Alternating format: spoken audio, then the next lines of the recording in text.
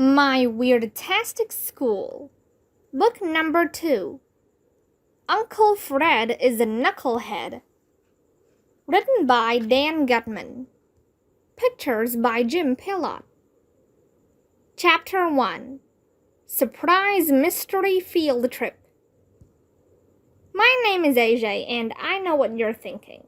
You're thinking about the future, because that's what I'm thinking about. I don't know what the future is gonna be like, but I know it's gonna be cool. In the future, we're going to have all kinds of awesome stuff, like flying cars, jetpacks, and microwavable underwear. And we're definitely going to have virtual reality time machine headbands. That's for sure. I can't wait until I get my virtual reality time machine headband. Think of it, we'll be able to travel back to any year we want. When I have my own virtual reality time machine headband, I know where I'm gonna go. To the year 1857. Do you want to know why? Because that was the year Joseph Gayety invented toilet paper. I wonder what they used before 1857. On second thought, maybe I'll use my virtual reality time machine headband to travel back to today. Yeah, that way I'll be able to tell myself what the future is gonna be like. It would be cool to predict the future. I hope AJ from the future gets here soon. Hey, maybe when he gets here, both of us can go back to 1857 and watch Joseph Gayety invent toilet paper. My point is, it was Monday. Our teacher, Miss Banks, was late to class because there was a retirement party in the teacher's lounge for Mr. Loring. He's been the music teacher at our school for 1,100 years. I don't think music even existed when boring Mr. Loring started teaching. He probably taught Beethoven how to play the piano. I can't wait to see Miss Banks's new hairdo, said Alexia, this girl who rides a skateboard all the time. Oh yeah, said Andrea, this annoying girl with curly brown hair. She said she was going to the hair salon after school on Friday. I bet she's going to be beautiful, said Emily, Andrea's crybaby friend. I couldn't care less what Miss Banks's hair looked like. But then she walked into the classroom.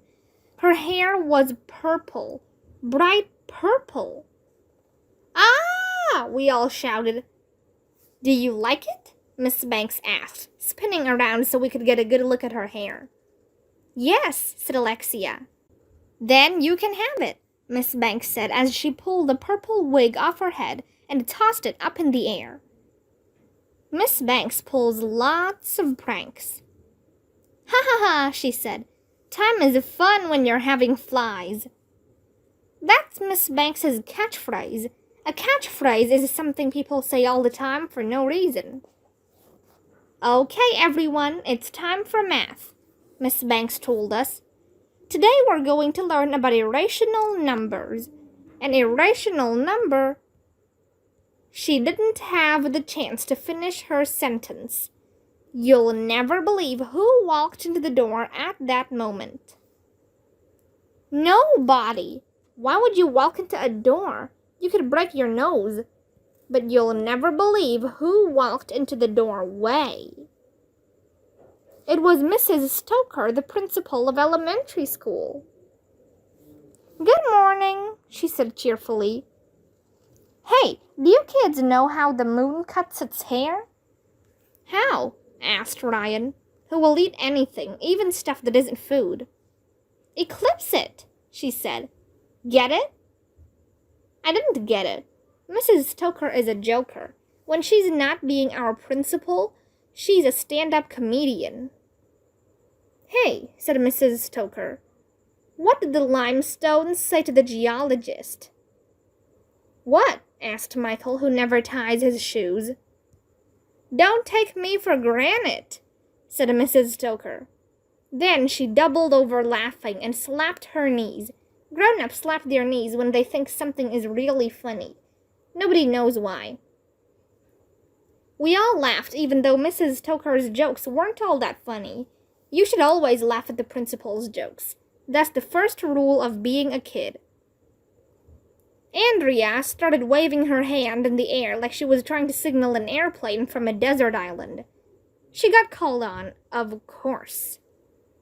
"Mrs. Stoker," Andrea said, "do you know any jokes about psychologists? My mom is a psychologist." Andrea is always bragging that her mom is a psychologist, whatever that is. Let me think, said Mrs. Stoker. Uh-huh. Do you know why psychologists don't make any noise when they go to the bathroom? Why? Asked Andrea. Because the P is silent, said Mrs. Stoker. Get it? We all laughed, even though the joke wasn't all that funny. You've been a wonderful audience, Mrs. Stoker said as she opened the door to leave. Then she stopped. Oh, I almost forgot why I came in here. I have big news. You have a big nose? Asked Michael. Not nose, news, said Neil, who we call the nude kid even though he wears clothes. I'm taking you kids on a surprise mystery field trip, announced Mrs. Stoker. Ooh, where are we going? Asked Ryan. If I told you, it wouldn't be a surprise, said Mrs. Stoker. Come on, follow me. Chapter 2 Funderama. We all followed Mrs. Stoker outside, where the school bus was waiting. Our bus driver is Mrs. Cormel, who is not normal. Bingle-boo, she said. That means hello. Mrs. Cormel invented her own secret language. Nobody knows why. She drove us 1,100,000 miles. Well, it seemed like that anyway. Finally, the bus pulled up to a building with a big sign out front that said, NBN TV's Funderama. Funderama! We all shouted at the same time. Funderama is a TV show for kids. It's on every Saturday morning. The host is this guy named Uncle Fred. I used to watch Uncle Fred on Funderama when I was little, I said. So did I, said Mrs. Cormel. Everybody watched Funderama when they were little. The show has been on TV for something like 30 years. I bet George Washington watched Funderama when he was a kid. We've been invited to be part of the Funderama studio audience, Mrs. Stoker said excitedly. So we get to watch them film the TV show? Asked Ryan. Live and in person, said Mrs. Stoker. I met Uncle Fred at Giggle's Comedy Club the other night. He gave me free tickets for you kids. Everybody was excited. Well, everybody except me. I watched Funderama when I was in 1st grade. Now that we're in 4th grade, I'm too old for that silly stuff. Funderama was sure to be totally lame. My mother used to watch a kids' show called Howdy Doody, Mrs. Cormel said as we got off the bus. Everybody laughed because Mrs. Cormel said duty. It's okay to say duty, but we're not supposed to say duty. Nobody knows why. Wait a minute, I said. Somebody's name was Duty? Yes, Mrs. Cormel replied. He lived in a town called Dutyville. Everybody laughed again. Howdy Doody is probably part of the secret language she made up. Mrs. Cormel is definitely not normal. As we walked inside the NBN TV studio, each of us was given a name tag. The set looked like somebody's living room, with a fire in the fireplace and everything. There was a big video screen on the wall that said Uncle Fred's Playhouse. There must have been 50 other kids there, sitting on bleachers. Hey, why do they call them bleachers? I guess they have to wash them with bleach after some little kids pee in their pants during Funderama. We had to sit boy, girl, so we wouldn't talk to anybody. I had to sit between annoying Andrea and crybaby Emily. The TV studio was filled with lights and video screens and big cameras and balloons. We waited a long time until some lady ran onto the stage. "Good morning, everybody," she said excitedly. "I'm Mrs. Crump, the head of the NBN TV network. Say, kids, what time is it?" "It's Uncle Fred time," we all screamed, because we've heard that 1,100,000 times. "Are you kids excited?" Mrs. Crump asked. "Yeah," we all screamed our heads off again. "Are we gonna have fun?" "Yeah." "I can't hear you." Grown-ups are always saying they can't hear us. It's just sad. I guess that's what happens when you get old. "Yeah," we screamed louder. "Are you ready?" "Yeah." "Here's Uncle Fred." Some guy held up cue cards that said wave and go crazy, so we all waved and went crazy. The Uncle Fred theme song started playing. It's Uncle Freddy time. He loves to sing and rhyme. He likes to dance and play. He'll dance the night away. He's like a little kid. He'll make you flip your lid. Forget about bedtime. It's Uncle Freddy time. Lights started flashing. Sirens went off. Everybody was screaming. It was loud. Then Uncle Fred came bursting through a big piece of paper. He was wearing a checkered suit, funny glasses, and a silly hat. The cue card guy held up a sign that said clap. We all clapped. "Howdy, kids," Uncle Fred shouted. "Welcome to Funderama, your favorite TV show, brought to you by the good folks at Porky's Pork Sausages." He ran over to the door. "This is my friend Dory," shouted Uncle Fred. "She's a door. Say hi to Dory." "Hi, Dory," everybody shouted. Uncle Fred ran over to the window. "And this is my friend Windy," he shouted. "She's a window. Say hi to Windy." "Hi, Windy," everybody shouted. Then Uncle Fred ran over to the couch. "And this is my friend Couchy," he shouted. "Do you know what he is?" "Duh, he's a couch, of course. What are we, kindergartners?" "A couch," everybody shouted. "That's right," shouted Uncle Fred. "Couchy and I watch TV together."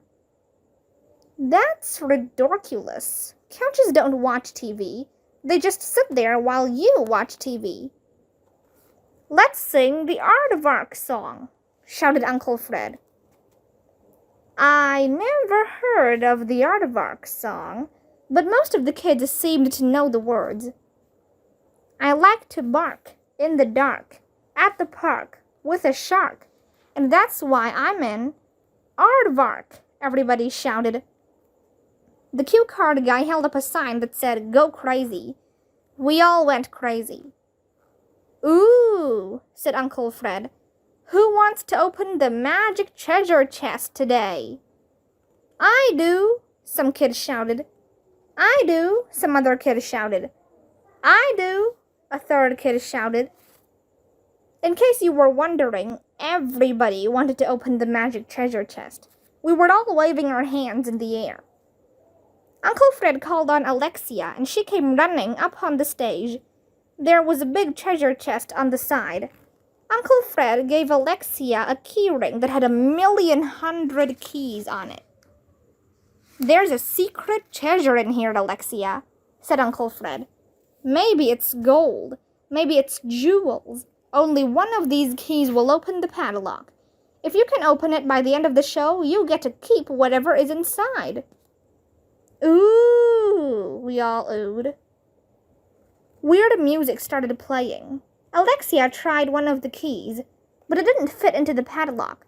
While she tried another key, Uncle Fred got up and walked to the middle of the stage. He picked up a weird-looking puppet from the couch and put it on his left hand.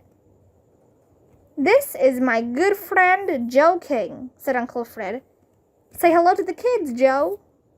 "Hi, kids," said Joe King in a really high voice. It was obvious that Uncle Fred was doing the voice because you could see his lips moving. "Hey, Joe," said Uncle Fred. "Would you like to see your name up in lights?" "Sure," said Joe King. Then you should change your name to Exit, shouted Uncle Fred. Get it?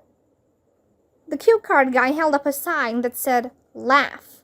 Everybody laughed. That's not funny, said Joe King. And then Uncle Fred punched himself in the mouth with the Joe King puppet. Then Uncle Fred punched Joe King with his other hand and shouted, Get lost, Buster. Get lost, Buster is Uncle Fred's catchphrase. He says, Get lost, Buster, all the time. Uncle Fred pretended he was mad at the Joe King puppet, and they started fighting with each other. Finally, he ripped Joe King off his hand and threw the puppet into the fireplace. Joe King burst into flames.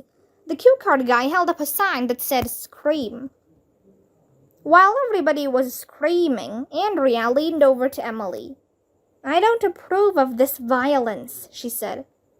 Me neither, said Emily, who always disapproves of anything Andrea disapproves of. What do you have against violins? I asked. Not violins, Arlo, said Andrea, who calls me by my real name because she knows I don't like it. Violence.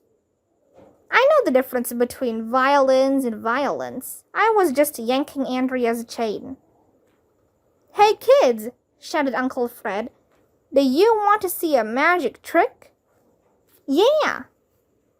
Uncle Fred took a handkerchief out of his pocket and carefully draped it over one hand. Abracadabra, hocus pocus, he said, staring at his arm.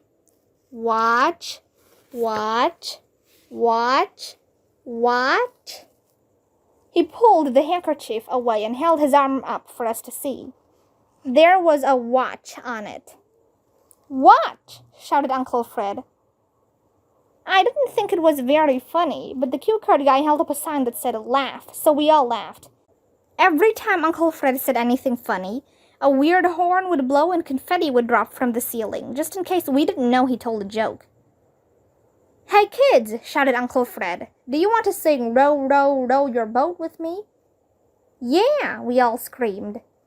Okay, first the girls, said Uncle Fred, and then he started singing.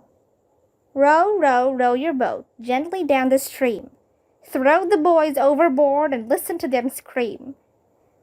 The cue card guy didn't have to hold up any sign. We all clapped, waved, and went crazy. That's when the weirdest thing in the history of the world happened. But I'm not going to tell you what it was. Okay, I'll tell you. But you have to read the next chapter. So na na na boo boo on you.